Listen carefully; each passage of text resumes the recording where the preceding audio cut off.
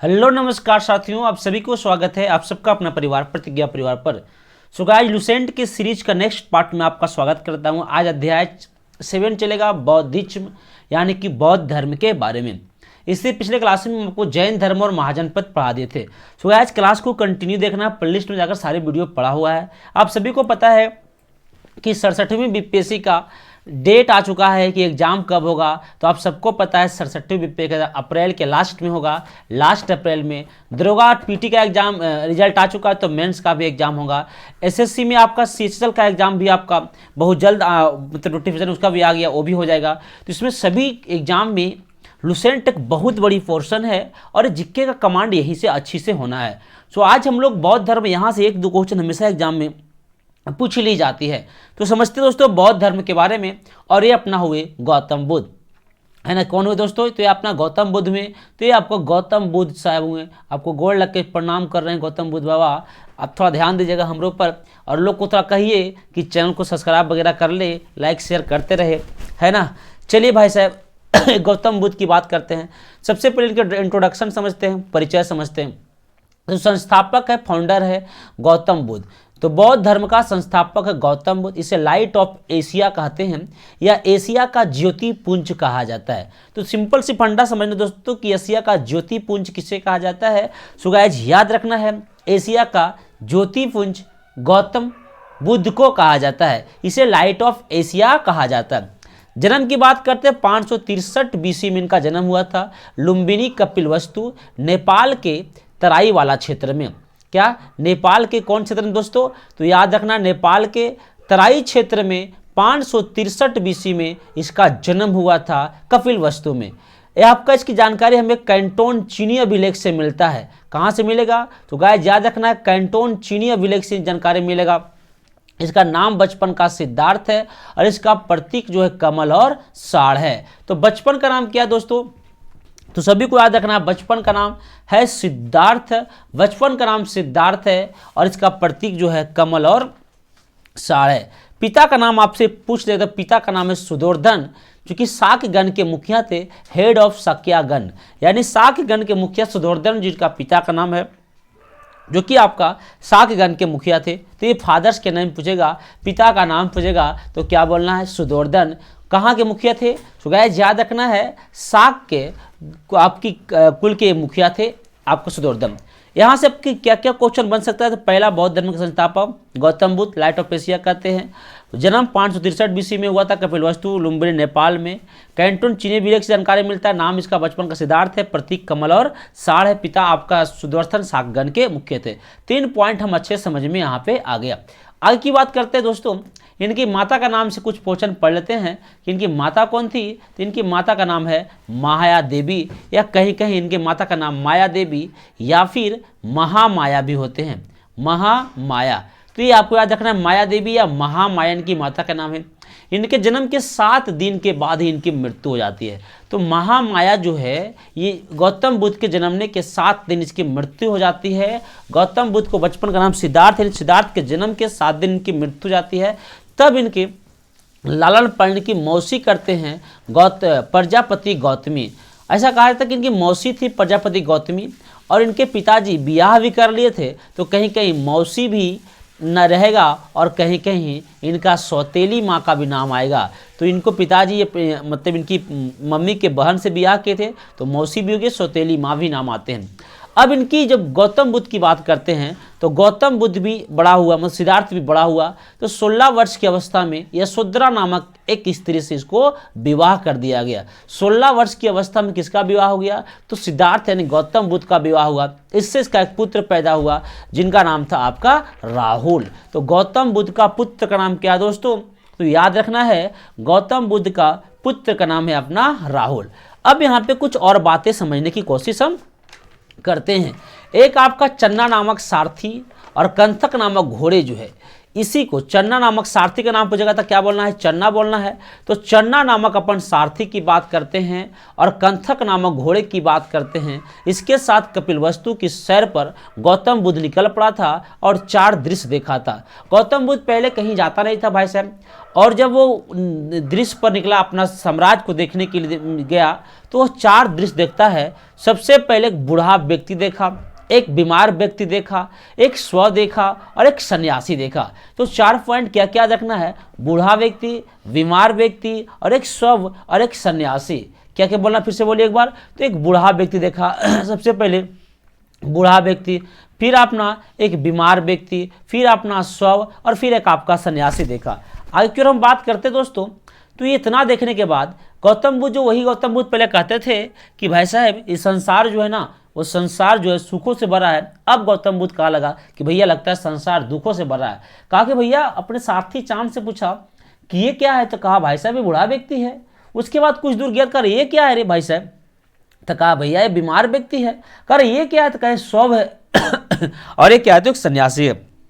लगा कि भाई साहब सबसे सुख कौन है, सन्यासी जीवन हुआ, आराम से ग्रहण कर लिया। और 29 वर्ष की अवस्था में, 29 ईयर की अवस्था में, 29 वर्ष की अवस्था में यह गृह को त्याग दिया।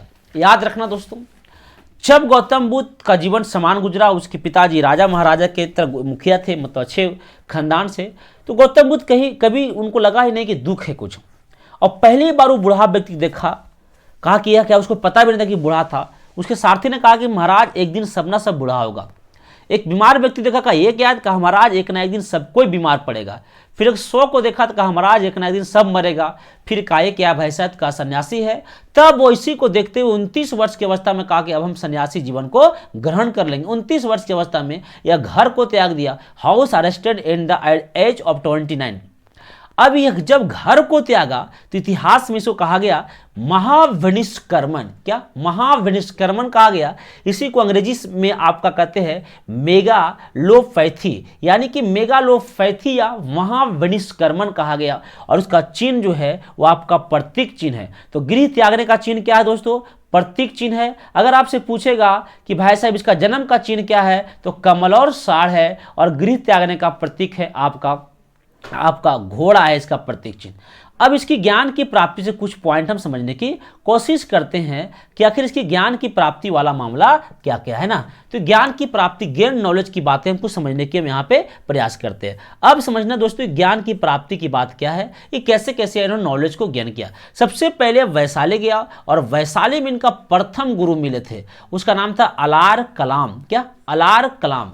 तो अगर ये कहा कि भैया इसका प्रथम गुरु कौन थे, तो प्रथम गुरु है अलार कलाम, जो कि सांख्य दर्शन, क्या सांख्य दर्शन, न्यूमेरोलॉजी, ये आपकी सांख्य दर्शन की ज्ञान की प्राप्ति हुआ और ये अपना प्रथम गुरु हुआ। तो आपका पहला गुरु कौन रखना है नाम, अलार कलाम, जो कि सांख्य दर्शन की बात करते हैं और ये अपना प्रथम गुरु है। अगर दूसरा की बात करते हैं तो यहाँ पे सांख्य दर्शन के बाद यह वैशाली से चला गया राजगीर। कहाँ चला गया जी, राजगीर चला गया सर। और राजगीर में भी गुरु से मिला रुद्र कारामपुत। तो पहला गुरु वैशाली में, फिर राजगीर में, वैशाली, राजगीर, अलार कलाम और दूसरा का नाम है रुद्र कारामपुत। इससे योगा की ज्ञात सीखा। क्या, योग करने की बात इन्होंने सीखा और यह दूसरा गुरु कहलाए। दूसरा गुरु अगर पूछेगा तो रुद्र कारामपुत, पहला गुरु पूछेगा तो बोलना है अलार कलाम। अब तीसरा गुरु की तीसरा बात करते हैं। उसके बाद ही चला गया उरुवेला। उरुवेला में इसको 5 साधु मिला, 5 साधक मिला। और 5 साधु में आपका एक गौतम बुद्ध थे और 5 इसके अलावा थे। और 5 के साथ साथ यह तपस्या पर बैठ गया। लेकिन बहुत सारे साधु, जो 5 साधु था वो छोड़कर चला गया और तपस्या करते रह गया। अब यहाँ पे कौन कौन नाम इतना फेमस तो नहीं है, फिर भी पढ़ लो। कौंडिन्य, वफा, भदिया, महानामा, असागिब, ये आपका इनका 5 गुरु है। क्या क्या भाई साहब, तो याद रखना है आपका कौंडिन्य, वफा, भदिया, महानामा और असागिब। और इस प्रकार से इन्होंने 5 साधक के साथ अपने ज्ञान की प्राप्ति बैठ गए। लेकिन बाद में छोड़कर 5 चले आए थे और गौतम बुद्ध अकेले रह गए थे। अब यहाँ पे समझना है, उसके बाद एक गया है, अपना धरती आए, मगध की धरती आए गया। और है ना, गया में यह बिहार आए। कहाँ है दोस्तों, बिहार आए।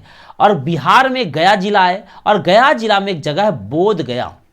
गया से करीब 15 किलोमीटर ये आपके एक जगह है बोध गया, और यहाँ 6 वर्षों की कठिन तपस्या की है।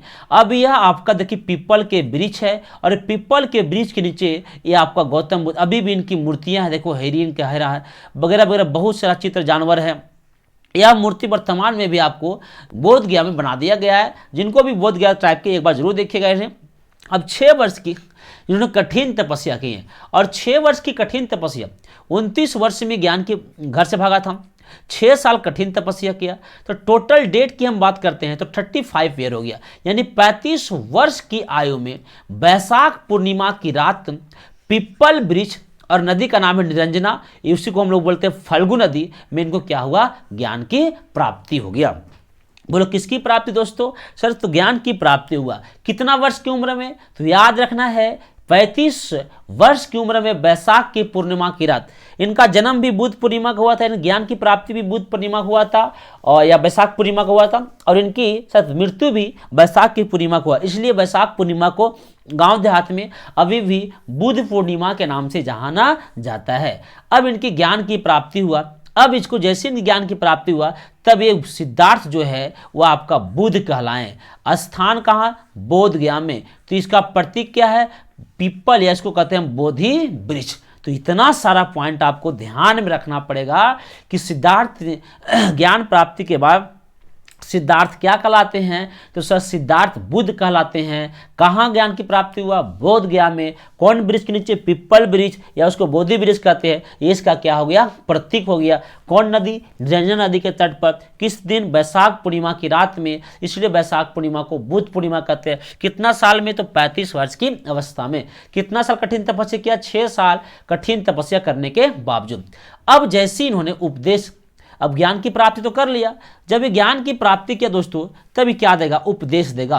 उपदेश देगा, परचेजिंग की बात करेगा, और इसका प्रथम उपदेश जो है श्रीपत्तनम सारनाथ में हुआ। ये श्रीपत्तनम सारनाथ में, और उपदेश दिया उसे कहा गया धर्म चक्र परावर्तन। क्या कहा गया दोस्तों? याद रखना है, धर्म चक्र परावर्तन के नाम जाना गया। इनका उपदेश धर्म चक्र परिवर्तन कहलाया। सदिक उपदेश जो है आपका कौशल की राजधानी श्रावस्ती में दिया। कौन भाषा में? तो याद रखना है पाली भाषा में। कौन भाषा में दोस्तों? पाली भाषा में सबसे ज्यादा उपदेश दिया था श्रावस्ती कौशल की राजधानी। इसकी जब फॉलोअर की बात करते हैं तो बिंबिसार, प्रश्नजीत, उदयन इनकी फॉलोअर थे। प्रमुख अनुयायी की बात करते हैं तो इसमें आपका प्रथम अनुयायी की बात करते हैं तो तपस्वी और कालिक नाम है। क्या? तपस्वी और कालिक इनका फर्स्ट फॉलोअर थे। फर्स्ट फॉलोअर कौन से? तपस्वी और कालिक। अब जब बात करते दोस्तों इसकी मृत्यु का तो 483 बीसी में, 563 में इनका जन्म हुआ, 483 में इनकी मृत्यु हो गई थी। लगभग 80 वर्ष की अवस्था में कुशीनारा देवरिया उत्तर प्रदेश में इनकी मृत्यु हुआ। और जब मृत्यु हुआ तो इतिहास में कला है महापरिनिर्वाण, और ये हमारे साहेब जो हैं इनकी डेथ हो गई है। इनका भी आपकी मूर्ति बोध गया में देखने को मिलेगा। और इसका प्रतीक क्या कहलाया? तो इसका प्रतीक जो है स्तूप कहलाया। बुद्ध के अवशेषों को 8 भागों में बांटा गया, उसे 8 स्तूप कहते हैं। और मल्ल राजा द्वारा इसे अंतिम संस्कार किया गया। मल्ल राजा द्वारा क्या किया गया दोस्तों? इसे अंतिम संस्कार की बात की गई। तो 463 में इनकी मृत्यु भी हो जाती है। अब इनकी कुछ विशेषताएं हैं, क्या इनका कैरेक्टरिस्टिक है, उनके बारे में हम समझने की पूरे प्रयास करेंगे। सो गाइस अब समझना है इनकी विशेषताएं के बारे में, इनकी कैरेक्टरिस्टिक के बारे में। तो यह क्या था? तो आपको याद रखना अनिश्चयवादी था। ये क्या? अनिश्चयवादी था। इनके कैरेक्टर अनिश्चयवादी था, अनात्मावादी था, पूर्ण जन्म की मान्यता थी, मध्यम मार्गी था यानी मध्यमा प्रतिपद था। बुद्ध के 4 आर्य सत्य भी हुए। फिर से एक बार लिखिएगा, अनिश्चयवादी, अनात्मावादी, पूर्ण जन्म की मान्यता थी, यहाँ पे आत्मा पर कोई भरोसा नहीं करते थे, मध्यम मार्ग अपनाते थे यह, और बुद्ध के 4 आर्य सत्य बताए थे कि 4 गो सत्य करना है। पहला क्या बताए थे? दुख। फिर बोले दुख समुदाय, फिर बोले थे आपका दुख निरोध, और फिर दुख निरोध गामनी प्रतिपदा। इतनी सारी बात बताए थे और कहा था भैया कि जितना भी दुख है संसार में, ये दुख का कारण ही तृष्णा। क्या है? ये तृष्णा। और तृष्णा मतलब इच्छा। कोई चीज़ को हम पाने का इच्छा रखते हैं और वो नहीं मिलता है तो हमें क्या हो जाती है? दुख हो जाते हैं। आप सब क्या करते होंगे क्योंकि वो लड़का लड़की से प्यार करता है, लड़का लड़की से प्यार करता है। अभी कहेगा हमरा यही चाहिए, अभी चाहिए, लड़की तोरा नहीं छोड़ के चल गए तो तू लोग क्या करेगा, दुख होगा कि नहीं दुख होगा। तो इसको बोलते हैं तृष्णा, मतलब कि इच्छा यानी मोह माया जिसको हम कह सकते हैं। तो ये आपकी इतनी बात आपको समझ में आ गया होगा। फटाफट रिवीजन में हम आगे बढ़ते हैं।